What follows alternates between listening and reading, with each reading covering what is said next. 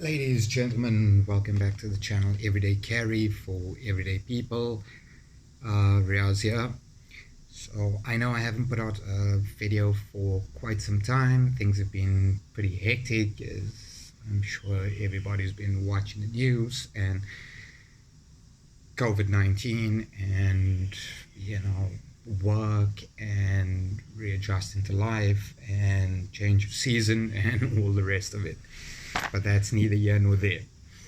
Decided to shoot this video today because I was asked to perhaps take the channel in a slightly different direction by a mate of mine, Sakile, who's actually looking at teaching abroad. So he's looking at becoming an expat and, just the adventure and all the rest of it. So for today's video, I thought I would go over, a few things about being an expat. I have decided that I would probably run a series on this here, depending on how you guys feel about it and your thoughts and views and opinions about it. Please, once again, subscribe to the channel, leave a like, comments at the bottom are always welcome. So for today's video, I'm going to talk a little bit about working abroad, and I'd like to actually look at some of the stuff that you can do wherever you might be in the world, but obviously because some of the people that have gotten in touch with me are from South Africa, so we're looking at it from predominantly a South African perspective. So let's get into it. You've decided that you want to teach abroad or work abroad, which is fantastic. As most of you know, I have been teaching and living abroad since the 6th of March 2010, so it's been a while. I have taught and worked in places like Saudi Arabia, South Korea, and China. So some of the advice that I would give when looking at teaching abroad, number one, most importantly, make sure you deal with reputable recruitment agencies. This is a big thing. Remember, you are committing to at least a year on this year. You do not want to break contract, because the ramifications of that, they are pretty serious.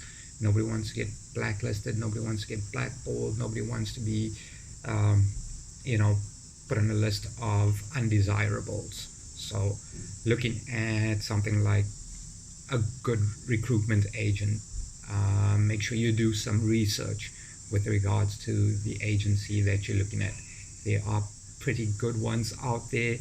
There are some that are a bit dodgy, let's put it that way. All right, so the first thing is reach out to reputable agents. Okay. The second thing, once you've decided on a country that you'd like to spend some time working in, living in, do some research about the country. All right. As an expat, I can tell you,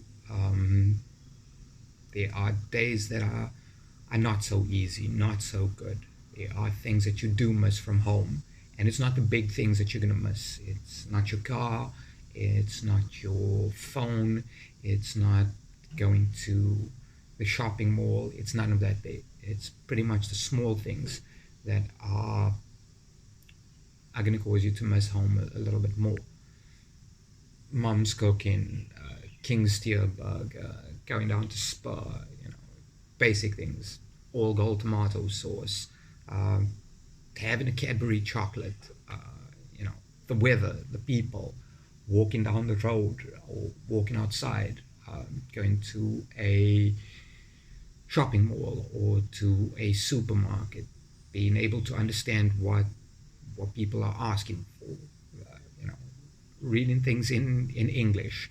These are the things that you are going to miss. So make sure that when you've decided on a country that you want to spend some time in, look at the cities where things are freely available. You get what I'm saying? Another important thing is consider getting the contact details of your embassy or consulate general in that particular country. I will not lie about it. I've had a really, really, really great experience with the South African consulate in Shanghai. I mean, people have gone out of their way, they're professional, they go above and beyond. So these are things that you want to look at, right? When looking at countries, bear in mind we are still in the midst of a pandemic. There are certain travel restrictions. You get what I'm saying? You might need to take your vaccine before you're allowed into the country. Certain countries prefer some vaccines over others. So these are things that you need to look at. All right. So travel restrictions, a big part of it. Now, once you have decided where you want to go, once you've gotten in touch with the agents, you've had an interview, things are going great, you receive an offer. Important, make sure, that you are on the right visa. This is extremely important. I cannot stress to you exactly how important this is. So, some are looking at going to Saudi Arabia. Make sure you get a valid 90-day work visa that is transferable to an Iqama or a residency permit. All right. If you are looking at South Korea, make sure you get an E2 visa. All right. If you are going to China, make sure you get a Z visa. The only reason I've touched on these three countries is because, like I've said before, I've worked in these three countries. I know the visas that are required for these countries here. Also, bear in mind, you will need to do things like a police clearance. You will need to have your documents, some of your documents notarized, but all of them attested by the Department of International Relations and Cooperation. All right. For those of you who have done a CELTA in South Africa, remember, before you can just take it through to DIRCO to be attested, it needs to be notarized. There are quite a few good attorneys in and around the CBD of Tshwane. So look at that there. Phone around, check for the cost involved in notarizing your CELTA. Any of your documents that are, or any of your academic records that are attained from outside of South Africa do need to be notarized. So this is important. All right. The steps with regards to that there is, if you have done a CELTA, remember that's Cambridge University. It's offered by International House. Okay, so that is not classified as a South African institute, which means you will need to have those type of documents notarized. It can be expensive. All right, do not waste your time. Do not go through a process and want to start at one place without actually following the rules, regulations. There are procedures in place designed particularly for that reason. Important. You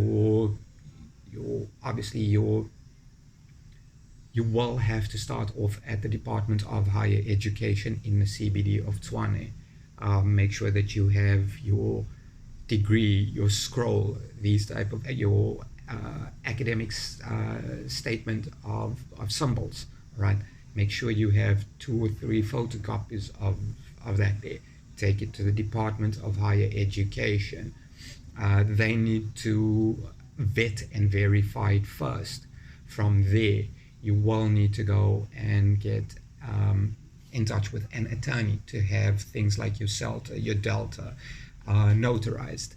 Okay, then you have to go to the High Court, have that signed off, and only then can you go to DIRCO to have all your documents authenticated. Okay, from there you will either have to deal with an organization like VFS. So if you go into the UAE, if you are going to Saudi Arabia, you will have to get in touch with VFS. You do need to make an appointment online, right? These are things that you need to know. If you are planning on going to South Korea or to China, you need to get in touch with the consulate. In most cases, because we are in a pandemic, they will set up an appointment, all right? There are fees involved in these type of things. Please bear in mind, I have been where I currently am for 2 years, so there might be changes with regards to, prices, policies, procedures, all right? Also bear in mind, it takes 6 weeks to get your police clearance certificate, so start that process as soon as possible. Okay, these are things that you would obviously need to look at. Correct visa, I'm going to say this again, I cannot stress how important this is. For the vast majority of you going out as an expat to go and work, teach, whatever it is abroad, for most of you this is your first time doing it. Look at the country that you want to go to. Make sure that you look up the type of visa that you need to be on. I'm telling you, for Saudi Arabia, you want a 90-day work visa transferable to an Iqama. If you are looking at South Korea, you want an E2 visa issued. If you are looking at China, you want a Z visa. All right. Now the important thing, okay, go through your contract. Make sure that it has the right seal on it. Okay, make sure that you agree to the terms and conditions of that contract. Bear in mind, we are in the middle of a pandemic. Certain things can happen. If you are going to a school and they shut down, if you move on to online classes or recorded classes, right, you might not receive your full salary. Okay, look at things in terms of tax. Is your salary before or after tax? Do they provide you with accommodation? If you are looking at coming to China, bear in mind, come the 1st of January 2022, there are tax reforms, so you can be taxed on all the perks that you get. So if you get a housing allowance, that's going to be taxed. If you get a meal allowance, that's going to be taxed. If you have kids and there's an education allowance, that's going to be taxed. All right, do your homework with regards to these things here. Okay, it's like I said, for this video here, there's a lot to unpack. Take your time with it, go through it. If you have any other questions, please feel free to drop me a message in the comment section, and I will respond as humanly possible. So please be in mind, schools have not closed yet, so I've still got work, but I will get through to it. Okay. For this first video, it was just a general overview of what you can expect in terms of life as an expat. With regards to the next video, I will be looking at things like preparation before leaving. All right. As I said, if you guys would like me to do a video with regards to, documentation and stuff like that, please feel free to leave a comment in the comment section. I will take a look at it. I do know that the name of this channel is Everyday Carry for Everyday People. But remember, the things that you can do, the things that you can carry in your home country may differ quite substantially from what you are able to do and carry in somebody else's country.